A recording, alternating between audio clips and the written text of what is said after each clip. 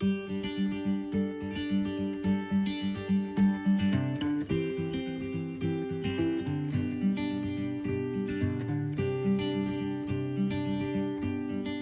welcome. Here's another day of online learning. Yay! So excited. I miss you guys. I wish I was able to be there with you to be able to see some of this stuff. But, we do what we've got to do. So today we're going to talk about circulation of the atmosphere, and we're going to look at how the air actually moves around and migrates and why it does what it does. We'll also talk a little bit about the Coriolis effect as well. So let's go ahead and take a look at this. This first picture that I'm going to show you here is what we call the single cell model. This is a model of the planet, and we call this the ideal circulation model simply because it's ideal. I know that sounds really dumb, but there's a few things here that you need to know. Number one, the Earth is not spinning, so we're not rotating. And number two, the planet is totally made up of water, so there's no land.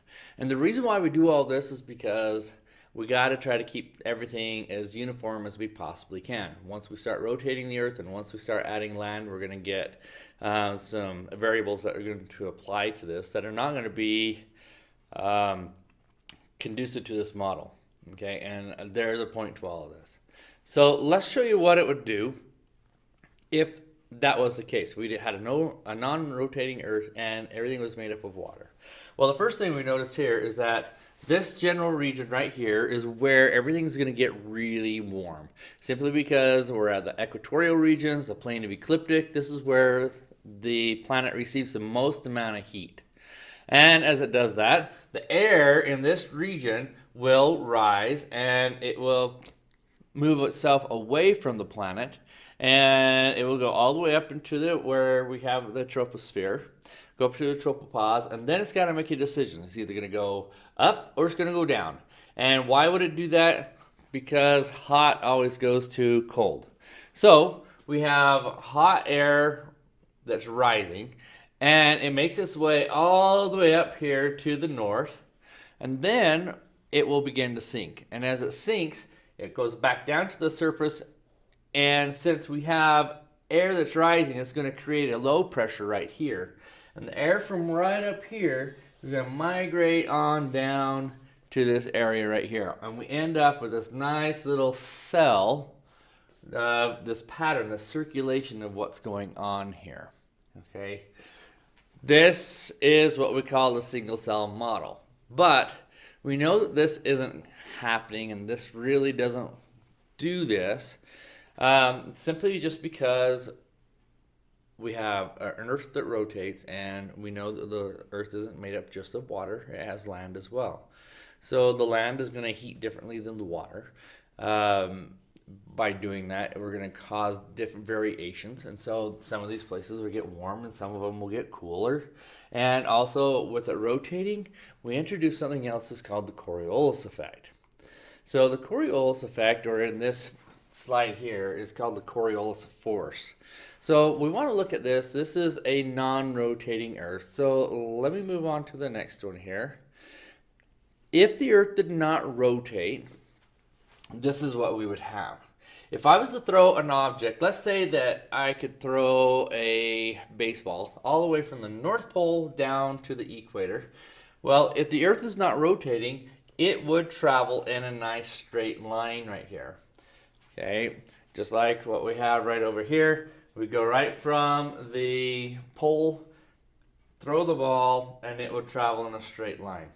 Same with the airplane. If it was a projectile, like from a gun or anything else, it would travel in a straight line, as long as the Earth isn't rotating.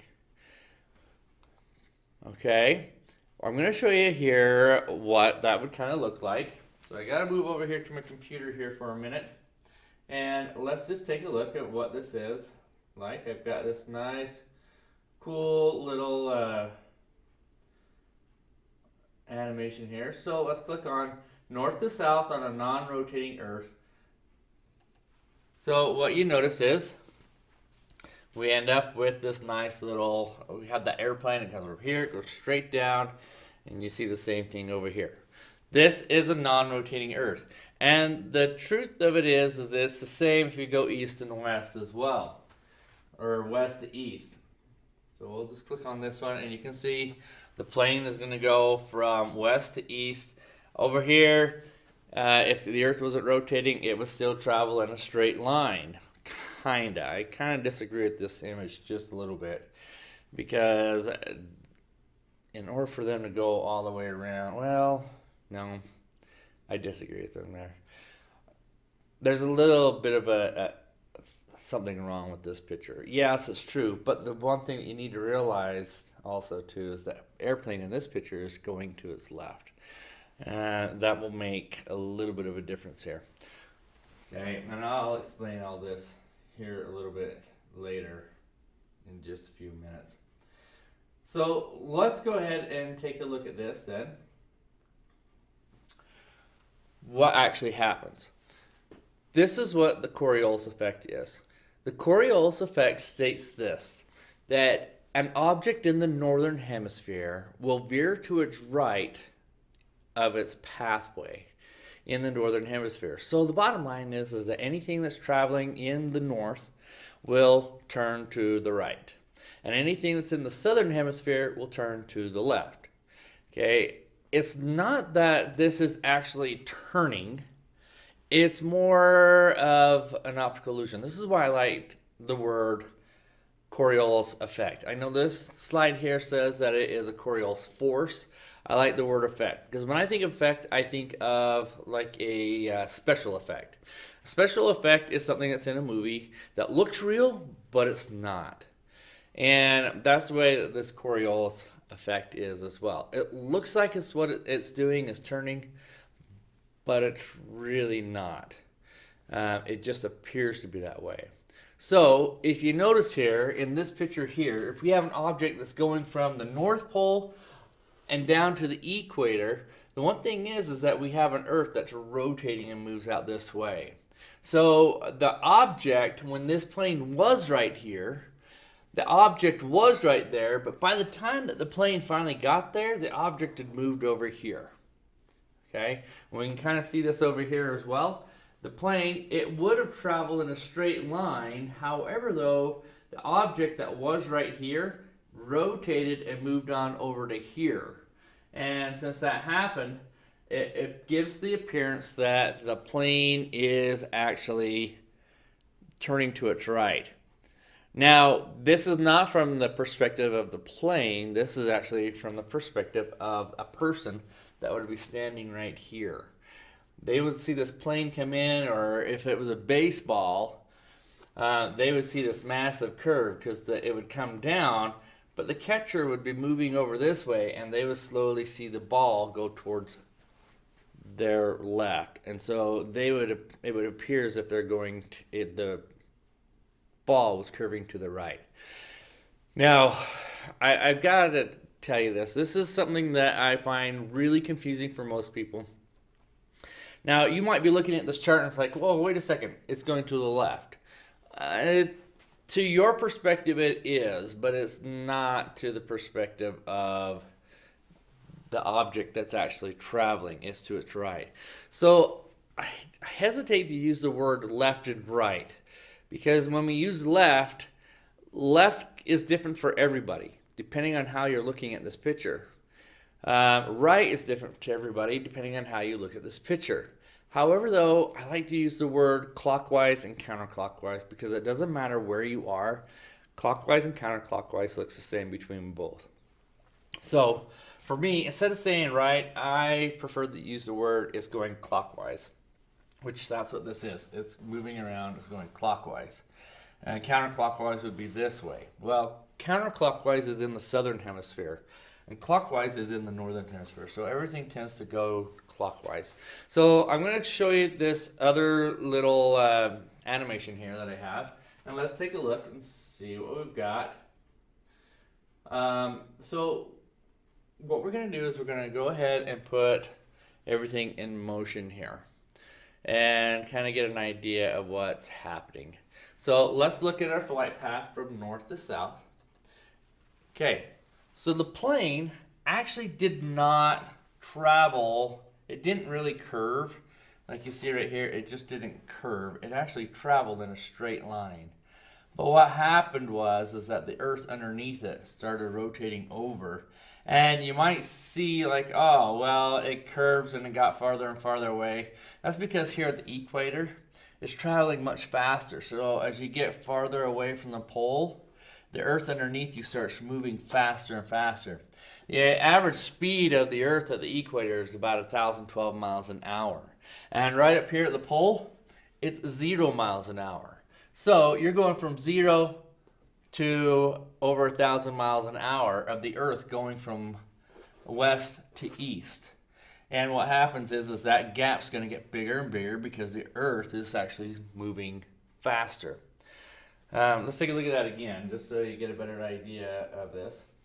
Okay, you can see right over here that the line was straight, but then it actually moved. But the plane continued to follow that pathway. And if we were to draw a dotted line on that, that's the way that the pathway would look.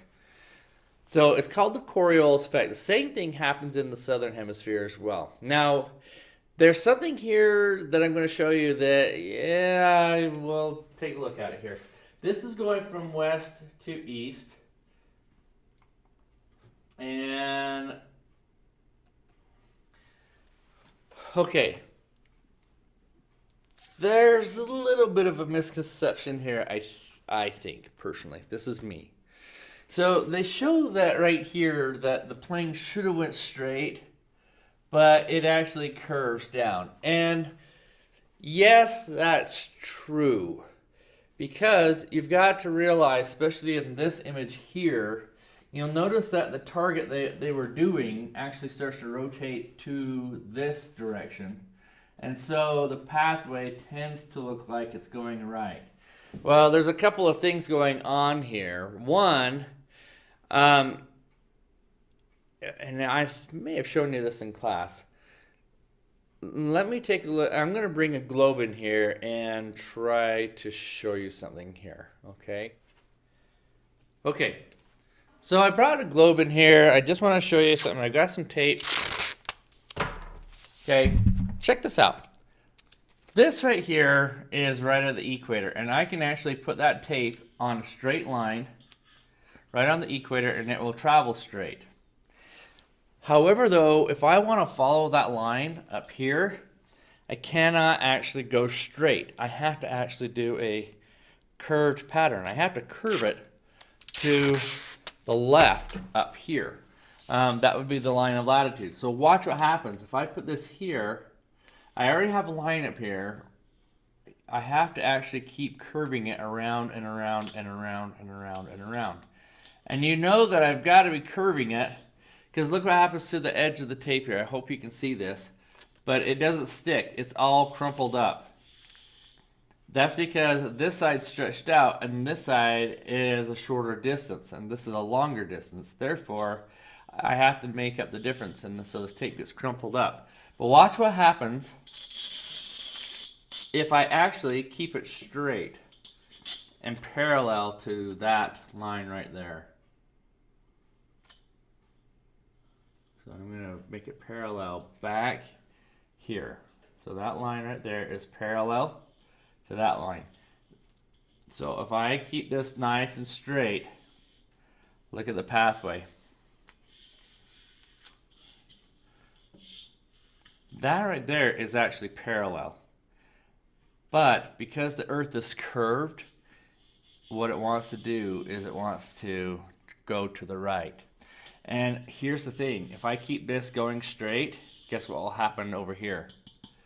It will actually curve to the left, or it will go counterclockwise. So everything in the southern hemisphere will actually go counterclockwise, and everything in the northern hemisphere will go clockwise. So take a look at this. As I keep going, I'll try my best to make this happen. Okay, now look. See what happened? It came down, and here's our equator.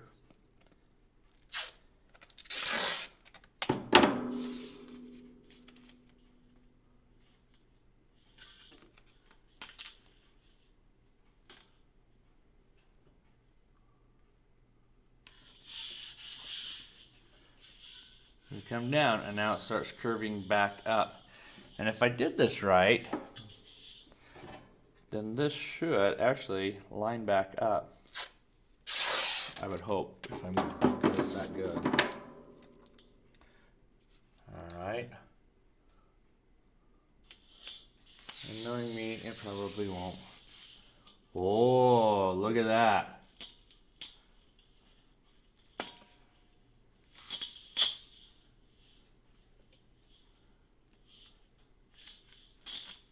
Perfect. So if you notice, in the northern hemisphere, right up here, this is the equator, things are going to rotate to the right. And when we get to the southern hemisphere, things are going to rotate to the left or counterclockwise and clockwise up here. So I hope you understand that the picture that I'm showing behind you is just a little deceiving, because if you do travel, it doesn't matter. If the globe is not spinning, you're still going to travel. And if you go to travel in a straight line, you're still going to curve in towards the equator. However, though, the image is right because the Earth is actually spinning. So as you're traveling in a straight line this way, that object, as you start to rotate, starts to rotate up and around. And so it is going to curve. So the globe, as it's spinning, also helps the Coriolis effect. It actually will make this curve just a little bit sharper because the object now is up here. So if you're traveling a straight line. But I also want you to know that if the Earth isn't spinning, because you're on a round surface, you will still curve. And while I'm here, I want to show you a few little things here. So where is the Coriolis the weakest?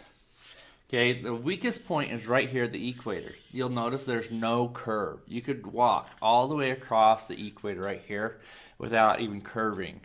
But as you go up, guess what happens to this curve? It actually intensifies, and the curve actually spins even more. And if I was to twist this, think about this. If you were to walk across the top of the equator, or the pole, then look what the curve is. Okay, it looks straight here, but if you're coming here, you're actually curving quite a bit. The tightest curve is up here. That's if you're going around like this. In fact, watch this. I will do this. This will be better. This is my magic globe because I can actually take chalk on there. So if I go right here, and I'm going to use this line here as my straight edge, and I'm going to rotate this. Let's just take all these off. Watch what happens to the curve here. After I spent all that time putting all this tape on there. Woohoo! Alright, watch this now. We're going to do the same thing. So, straight line. Woo!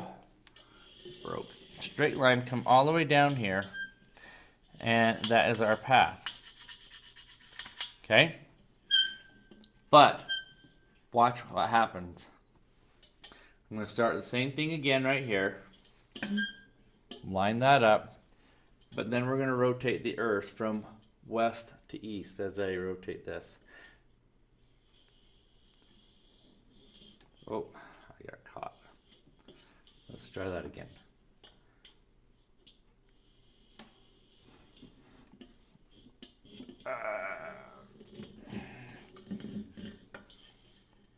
That chalk does not want to work for me. Okay, you probably can't see that very well. That light that's on there. Let me try that again. Maybe let's bring it over this way. So we'll try that right here. We're going to go down.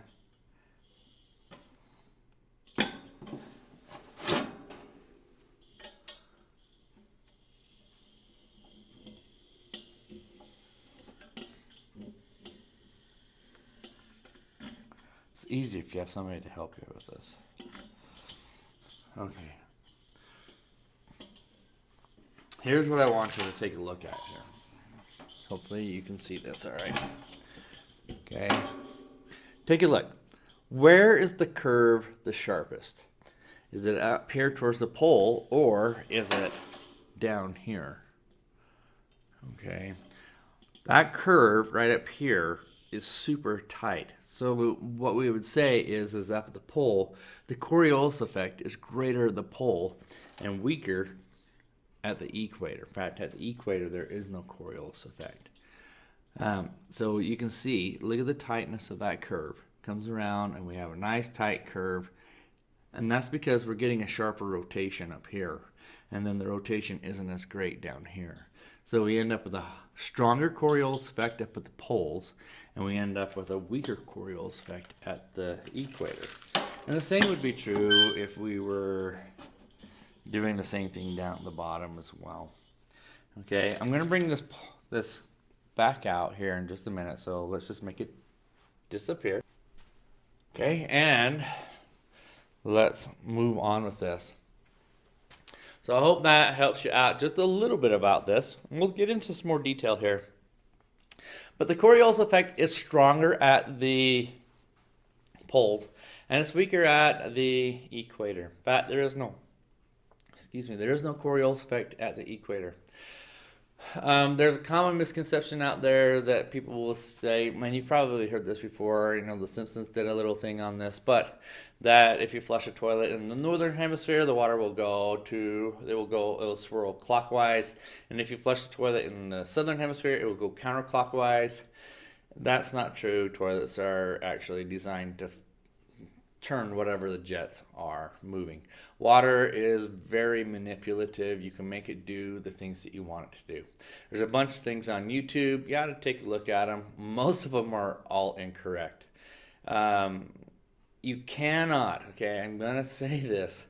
You cannot go to the equator. You go online. You're already here on YouTube. Take a look. Look for Coriolis effect. You will find that there are people that go down to the equatorial regions, and watch out for scammers. Okay, so what they'll do is they'll take these basins, they'll put one basin right, they'll say it's right on the equator, and then they'll pull a plug and have water drain, and you'll see that there's no rotation at all. They might put a flower in there, they might do something else to show that there's no rotation. And then they'll actually take that bucket, and they'll take it over to the northern side, which is probably maybe like 50 feet, 100 feet away from the original spot. They'll fill it back up with water, they'll pull the plug, and then they'll put a flower or something in there, and it will start rotating clockwise. And then they'll take the same thing, and they'll take it all the way down to the southern side, and they'll do the same thing, and it will rotate counterclockwise. That's not going to happen, guys. It's not going to happen. Okay? You've got to realize a few things. Going 10 feet off or 100 feet off of the equator is not going to automatically change the rotation of the water. These are all scams. Okay? They're all scams. Watch carefully at what they do. In fact, one I've seen, they say it completely wrong. They say in the northern hemisphere it should go counterclockwise, and the southern hemisphere should go clockwise. Another one, if you look at the image, they've painted lines, they painted arrows. So the one that is at the equator, the arrows are painted straight, and since they're straight, it's going to influence that water to travel straight. The one in the northern hemisphere, the arrows are painted counterclockwise, and so that little bit of a lip on the bottom of that bowl, of that paint, is going to influence it. I could even take that tape and put tape down on there, and that little ridge of that tape will influence the water to rotate and circulate in that direction. There is no Coriolis effect. In fact, the one that doesn't have tape, watch how the person fills the water up. If they have the drain and they want the water to go go clockwise, then all you have to do is pour the water to the left of the drain. And as you pour the water to the left of the drain, it will cause the water to start circulating in that direction. If you want it to go counterclockwise, you pour the water to the right of the drain, and it will start the water to go counterclockwise. That does not happen. There is no Coriolis effect at the equator. In fact, here's something that you might want to consider in this, and this has to do a little bit with hurricanes. So while I have this up here, this is the equator, and we don't have any Coriolis effect. Hurricanes don't even begin at the equator because there is no rotation for a hurricane to actually start to spiral. They happen about 5 degrees north and beyond that, or 5 degrees south and beyond that. So 5 degrees, and when we're talking about right up here, we're talking about miles, not 100 feet. We're talking about miles before it even has any effect on the weather. Okay, so don't fall for that stuff. I hate watching that stuff because it's always wrong. And even in some of the other stuff I've seen, some of the stuff is really good, but they leave out a few things. There's another one.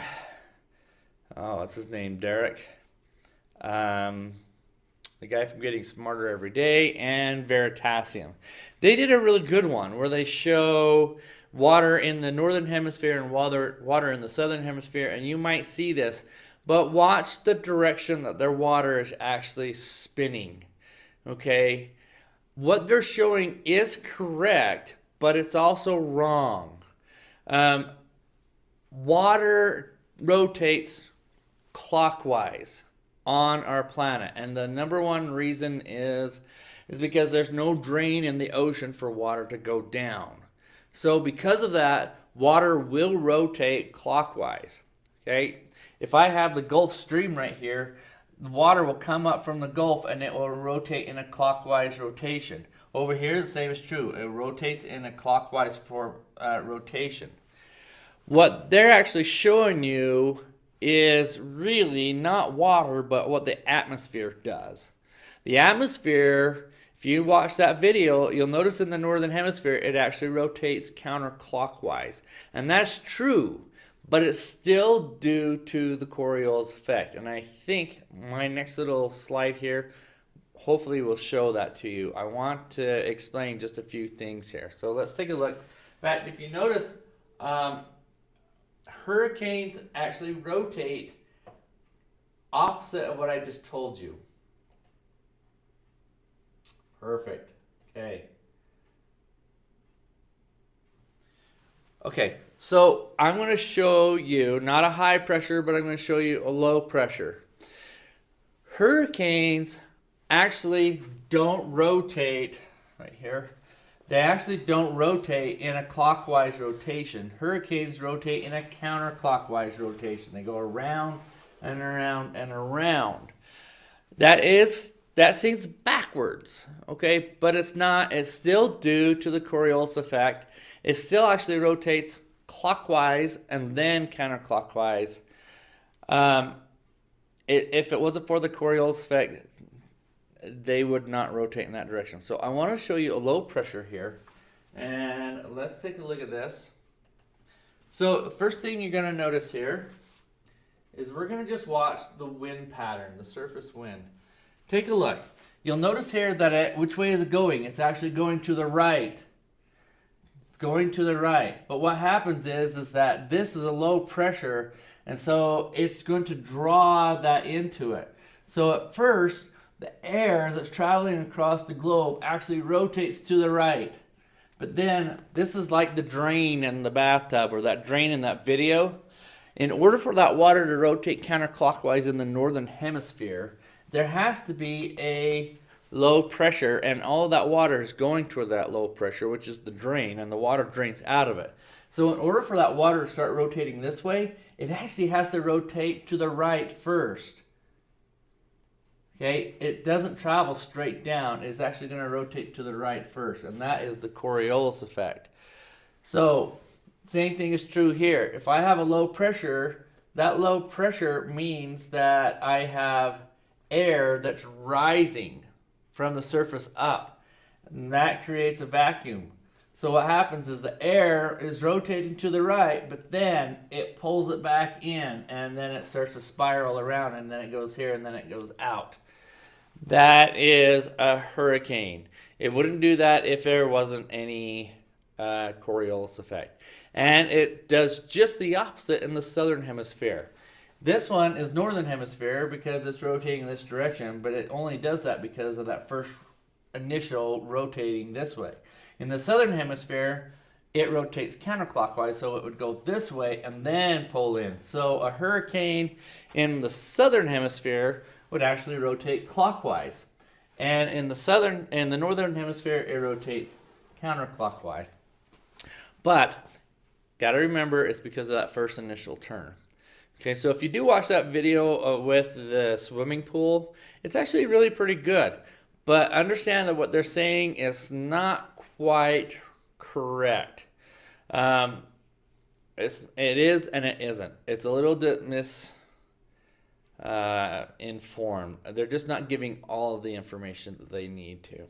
So actually what they're modeling is actually the atmosphere, but not water in the ocean. Or anything that has a drain, that has a difference between a high pressure and a low pressure, then it will do that in the northern hemisphere. But the oceans don't do that. They actually go clockwise. All right, we got that out of the way. Coriolis effect. Let's take a look.